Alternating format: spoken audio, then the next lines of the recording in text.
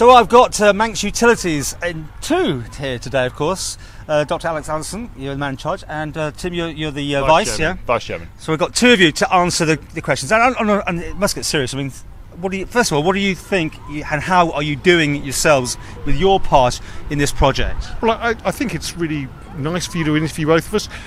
Tim obviously is Manx Utilities, but also DFE. One of my other jobs is DHA. And I think what we're trying to do is show a united front in terms of the prom. It's a major infrastructure project, but most of the really important stuff people will never see. It's actually under the tarmac. So although there's been lots of talk about the surface construction, what we're involved with is the stuff underneath that will actually make a real difference to the people who live up and down the prom. And we're talking about 3,000 people and all the businesses in the prom. All of their utilities are going to be upgraded as part of these works. So you've been keeping a good eye on this yourself?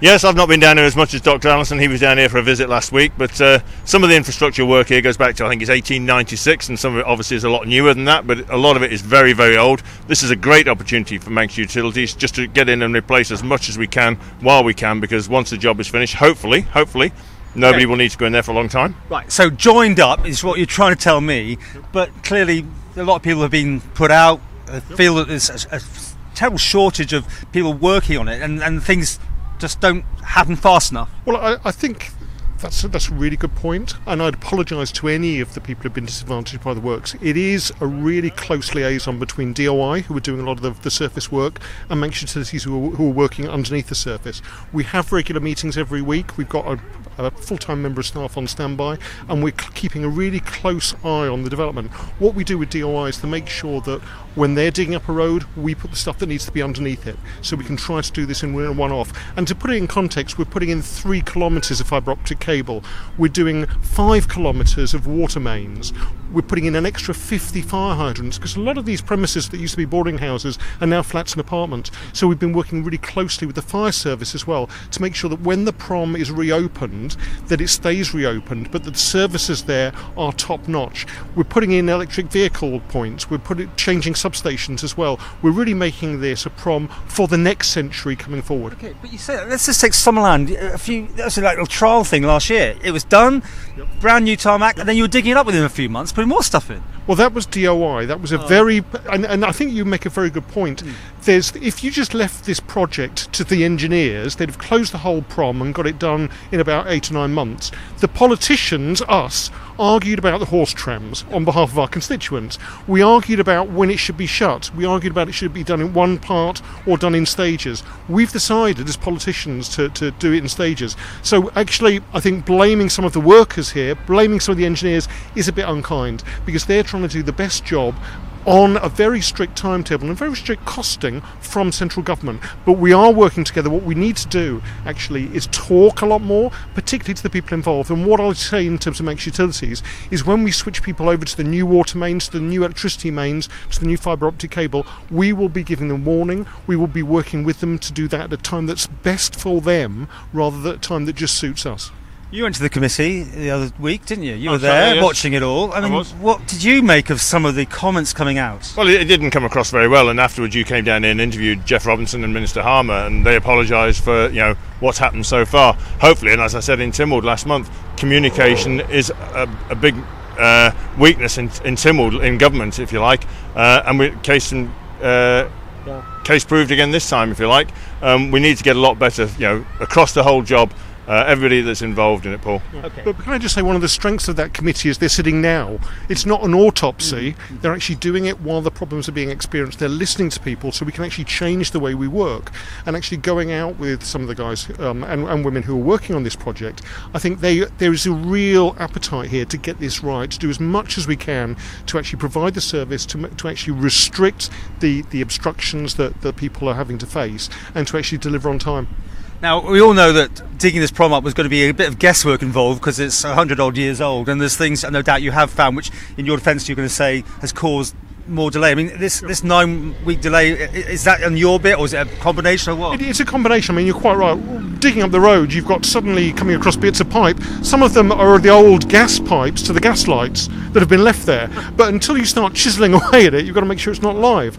We're finding lots of different bits of kit that isn't in the place it was meant to be, because the whole way this prom was constructed over 100 years ago was very different to what you put up with now.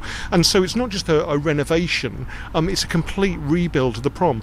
And as I said, the amount of kit that's going underneath, when you look at some of the detailed plans of the amount of cabling, the amount of new piping that's going in, it's incredible. But also it's setting up as a lot more of a resilient scheme. So the water, for instance, the main water system means that we can cut off individual properties without cutting off the entire prom. I was going to come to that. Disruption at some points to each and every hotel, particularly, they're going to lose water one day, they might lose their phones another day or whatever. Is it all kind of, will they still be on at all times, or will there be massive cuts of services? There won't be massive cuts of services.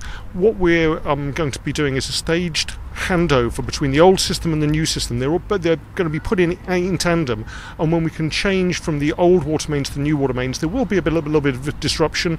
We'll have to switch that over, resupply through the new system, but we can do this with the client. We can make sure that it's time that's suitable for them, and we can make sure that they are completely aware of when and how it's going to happen. Could we have the story of the hotel having to be closed for a day or two because no one can flush a toilet? We're talking an hour or two, okay. And we're not talking about the major disruption that you would get if you tried to do this all at once. And what we're trying to do is work with the DOI to make sure that we dig once, that all the facilities are put in at the right place, and that the inconvenience to the supply to the various hotels and restaurants here is minimised. There will be some, but we will manage that with them on a case-by-case basis.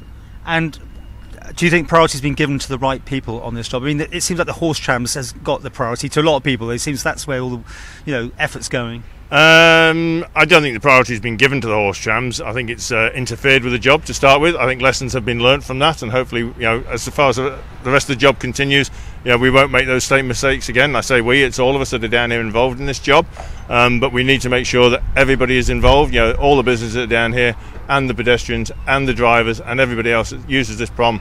It's for the island. It's everybody's scheme, and we need to make sure it works. Finally, a question that you really can't answer, but we'll come back to visit in no doubt a few years' time. How long before the prom's redug up after it's all been finished? That's a very good question. This is being done right, and can I just say that the health and safety aspect of the prom is amazing.